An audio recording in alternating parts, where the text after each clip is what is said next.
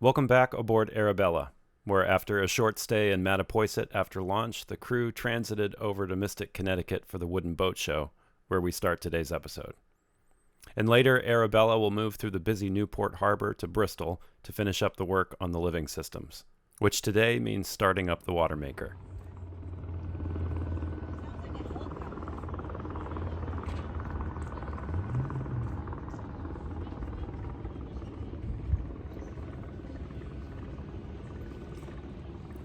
Steve and crew have been coming to the Wooden Boat Show since the trees started coming down in 2016. In 2018, after the keel was poured, Steve and Alex brought the incomplete forefoot to work on while visitors passed by the booth. This year, a floating Arabella saw many visitors across the decks and down the companionway to get a first-hand look at Steve's handiwork. And Bob Emser was also there, and he helped out with stowing the tender on the housetop for the first time. You might remember that the placement of Victoria's benches and the position of Arabella's hatches were carefully worked out beforehand many months ago. Oh, I can't see anything. So. Yeah, she's gonna miss the scene. Gonna miss the companionway. Is it on the durate box? It's like we designed it this way. It fits like a glove. Nameplate's on upside down, Bob. Sorry. Yeah, I mean, I gotta make chocks and everything for it to ride in, and it seems like it clears the boom just fine. Yeah.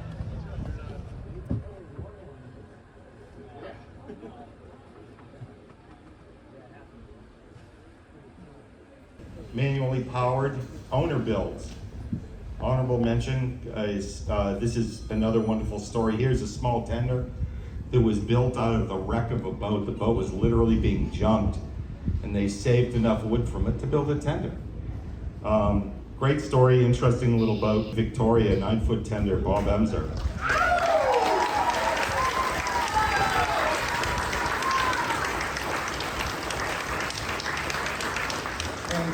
First, thanks to Wooden Boat. Thanks to Mystic Seaport. Thank you, judges. And I have to thank Steve Dennett of Arabella, who I built the tender for.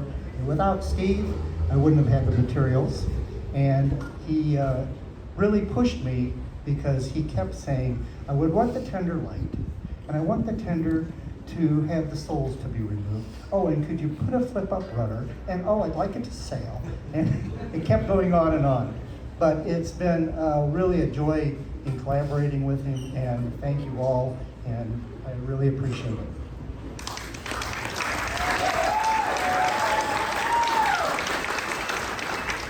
We're at the Judge's Choice Award.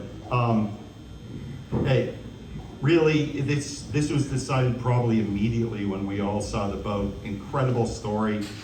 Someone that really had a task, felled the trees, made the boat.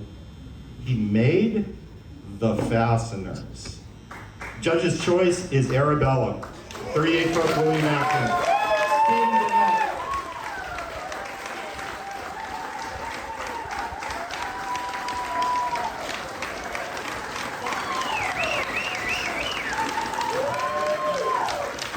The whole enchilada.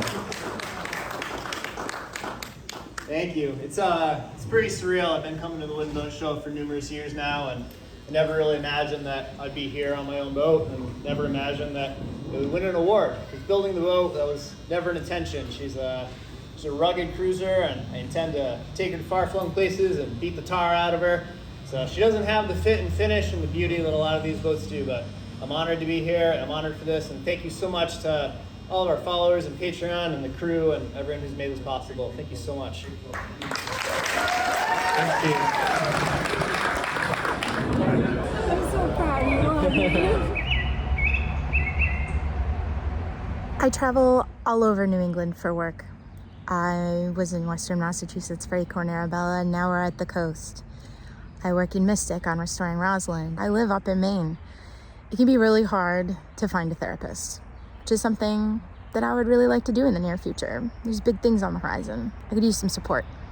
Therapy can be a way to be able to navigate the world in a slightly better and different way. And that's why I'm excited to tell you today about the sponsor of this week's video, BetterHelp. BetterHelp's mission is to make therapy more accessible and affordable. It's made for people like me who may feel very limited about the options in their area. Maine is really rural, and it's hard to get appointments. It's hard to schedule appointments and to have them be really consistent. BetterHelp is a platform that is online, it's remote, and it makes finding a therapist a lot easier. Filling out a few questions can get you on your way to finding a new therapist in just a few days. It's also really common that when you get connected up with a therapist, that it doesn't work out with that first one. On BetterHelp, it's easy to switch therapists. It's free to do so, and you don't have to worry about insurance or getting a new referral or seeing whether somebody's in your network or not. So if you're struggling or if you want accountability for that next big thing, try BetterHelp. That's betterhelp.com, betterhelp.com/Acorn. There's a link in the description below, and you can use that to go start finding your therapist today.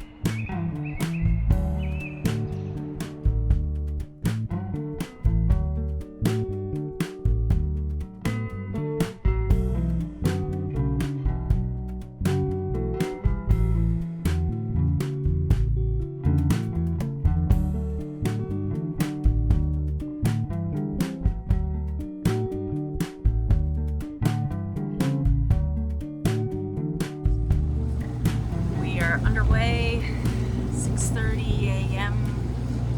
headed from Mystic to Bristol. The course is about 1:30 and it is completely foggy, so I'm just steering by the compass because I can't see a darn thing.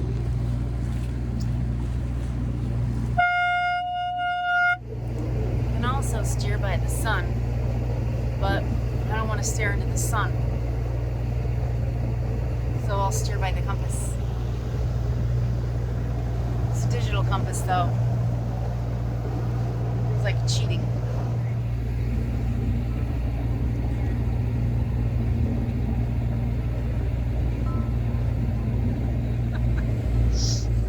Gone from the nice, quiet offshore to crazy busy Newport Harbor. Yes, it is quiet. Oh, here comes one now. Boats everywhere. Not enough wind to sail.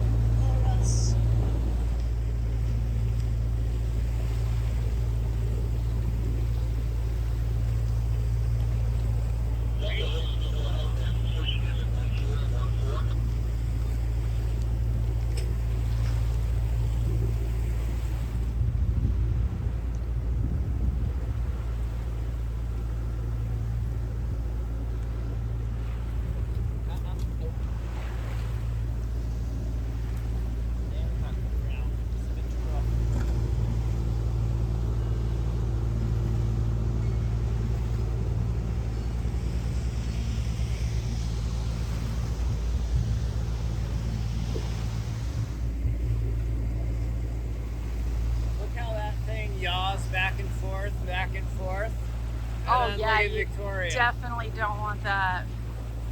It's a completely flat bottom and there's no skag or anything, and the tow line is single foot, like, ugh, no thanks.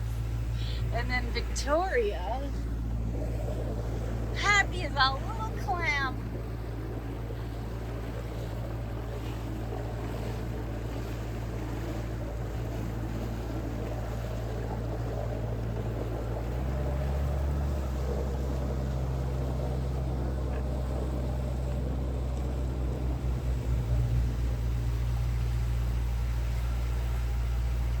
I'm glad you're driving. Do you want to? You're good? Okay.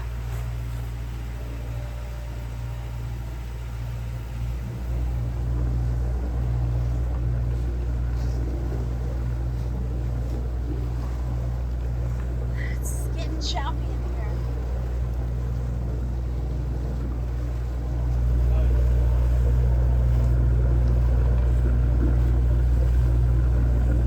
Right now we're maintaining 1900 RPM, assisted by a Kirby paint mug, because the throttle's a little loose and we have to adapt a bit in order to tighten it and fit into that little spot. So we found that a half full cup of water is enough weight to maintain whatever our RPMs are until it's time to change RPMs. It works.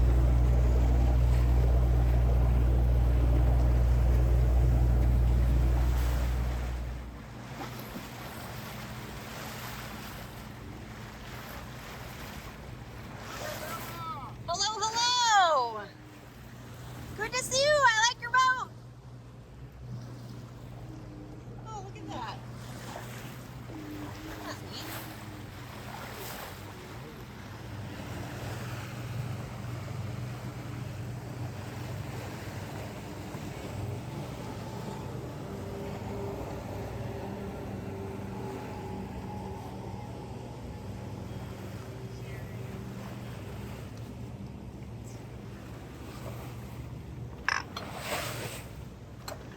Approaching Newport Bridge.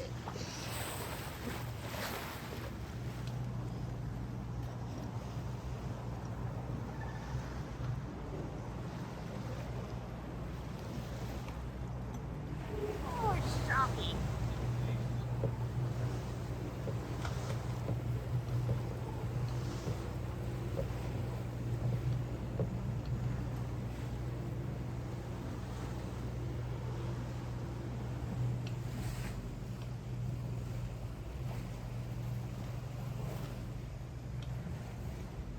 North of Newport, about 15, 20 miles away from Bristol.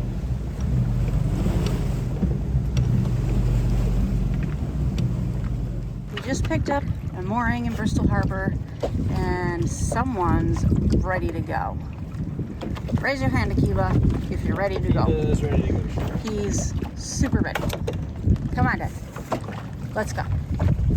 The previous weekend in Mystic, Steve had picked up a very handy electric outboard motor for Victoria. It's an e-propulsion Spirit 1.0 Evo, and it features regenerative charging for when the tender is under sail. It's 44 pounds and can run full throttle for 75 minutes. But this little boat only needs a third of that to get to hull speed. The battery is similar to the lithium-iron ones making up the house battery system, but unlike the SOK bank, the e-propulsion battery floats. That was one of the things where I was like, all right, It's a nice feature. that's a really nice feature. Battery's the expensive part. No It's the outboard thing floats. This thing you're taking on and off.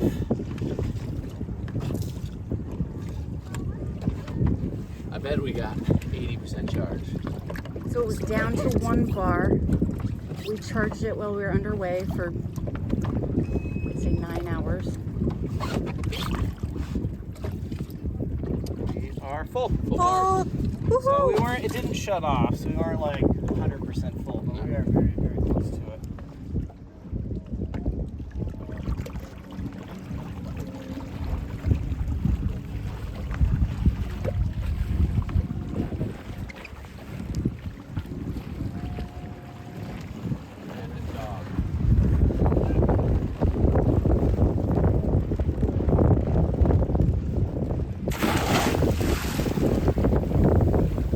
It's a nice dive. How's the water? Oh, it's perfect. Yes. All right, I'm coming in. I don't have a bathing suit. Bye.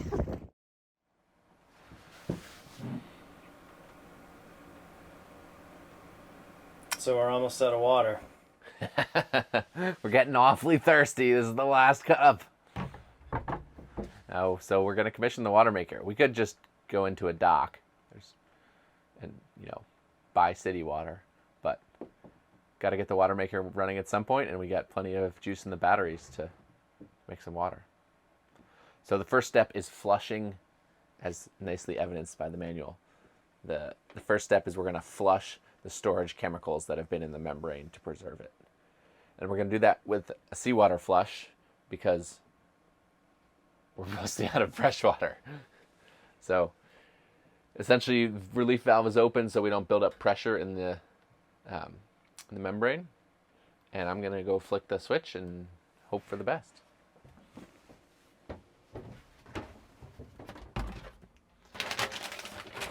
So we've got the spacer in. Do not remove this tag before starting the system. Relief valve is open. Sample valve is in the sample position. We're not actually going to drain any water out of there, but... And then, here we go.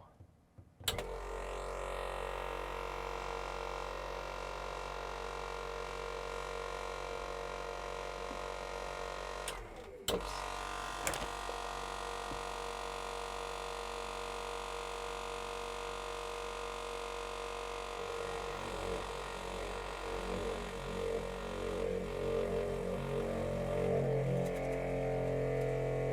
Let's go check the pressure on the other side. Yeah, but how high? We want to stay below much. 35. Oh, PSI? Yeah, that's 30. Yeah. Nice. There we go. So now we got to go check the brine overboard discharge to make sure we're discharging water out there. Presumably propylene glycol or whatever the storage fluid is non-toxic. Or else the manual wouldn't tell us to discharge it.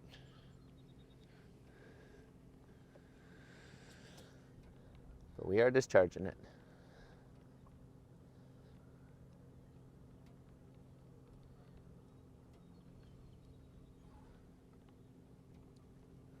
Looking good. 60 minutes of this.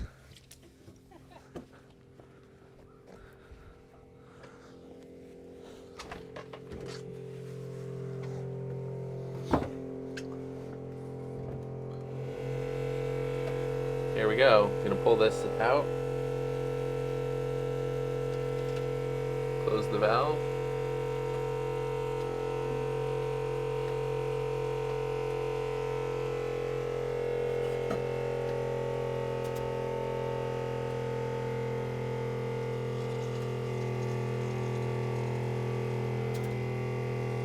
Kind of scary.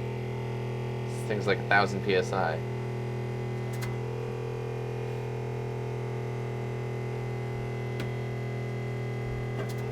Here, I'm gonna hold this and I'll go look at. You can look at the pressure gauge.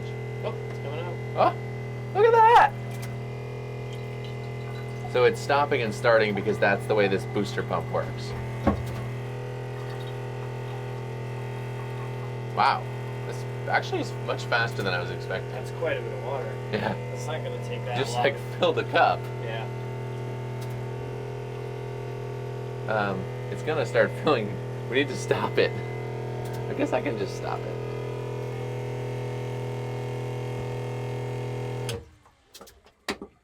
Can't do that for long though. All right, where's my meter? Your meter, sir. No, just the cup, the sampling cup.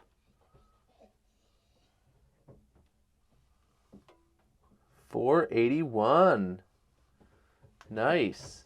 Just below the 500 threshold. Guess we should start filling the tanks.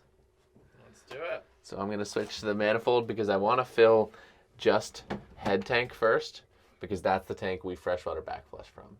Okay. So we need that one full. Should we shut it off so that we don't start just backfilling the other tanks from the bilge tank? Yeah, we should do that also. Good idea. I guess we could taste it. You want to taste it? Go for it.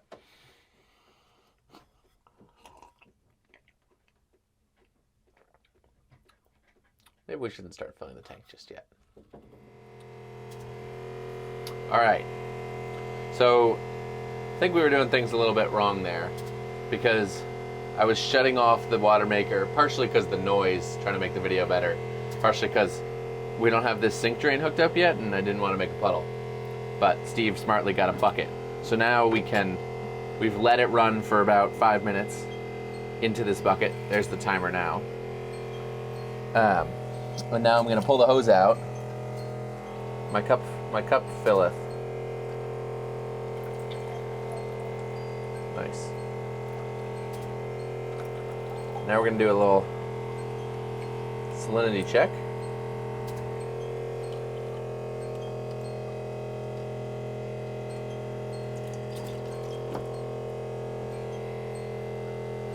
200 TDS. That's plenty low, given that the threshold's around 500. So, now we try it. Almost no flavor. I mean, it tastes like distilled water. Okay, it's almost to that point. It's almost flavorless, yeah. Yeah, true. All right, so let's divert this to the tank. I've got the head tank, that's this one, lined up. Everything else is shut off. And here we go. See the flow stops in the sample port. And now we've got to make sure the head tank is shut off from everything else.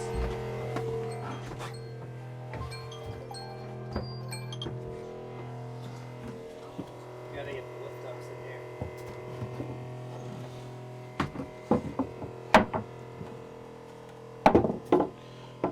So I'm just gonna close this head tank valve so everything we make isn't draining right into the bilge tank. And we'll see how it goes.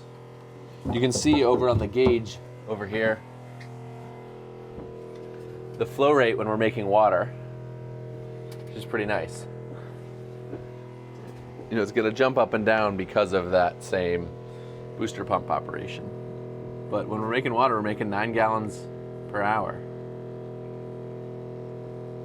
What do we think the tank volume is?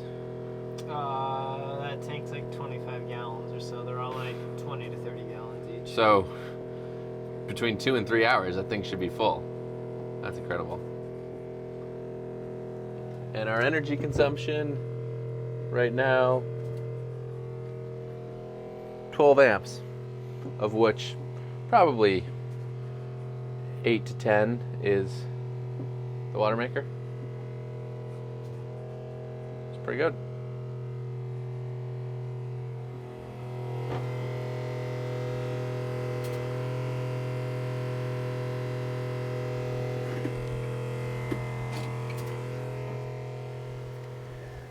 Here's our little planter that my friend Jeff made for us, and as you can see, everything is currently dead, but he gave us some cilantro, and with the cilantro came some eggs, and a little while after we planted the cilantro in there, we had some caterpillars, and we learned that they were swallowtail butterflies. And then Robin and I had to go to Granby for a few days, and we watered it real well, but when we came back, everything had died and the caterpillars had disappeared. But we found one of the caterpillars.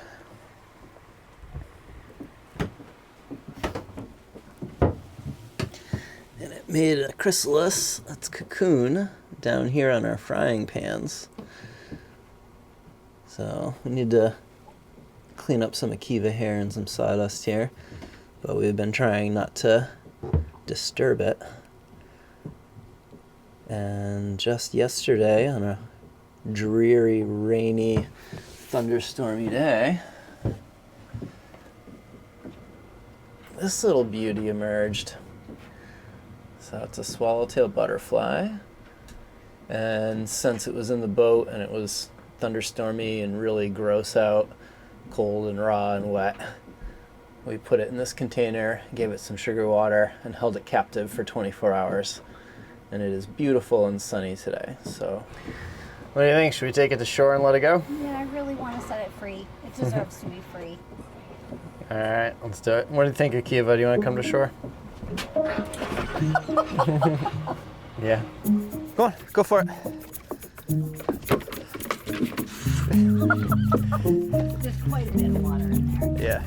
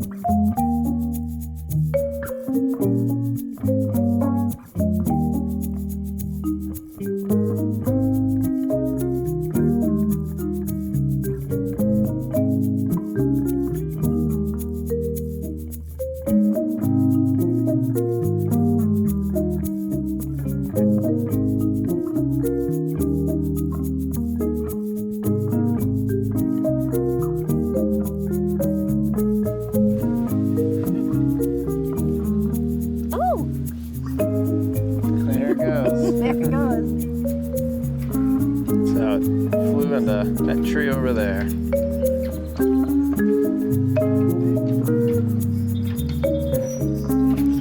Be free, swallowtail butterfly.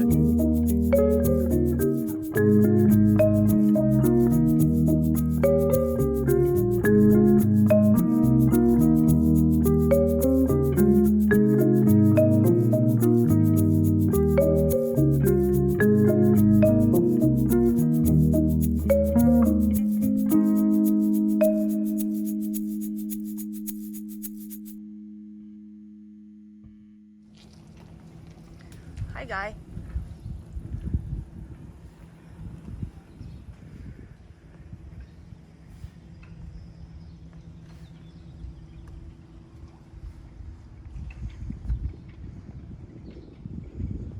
Hi, two guys.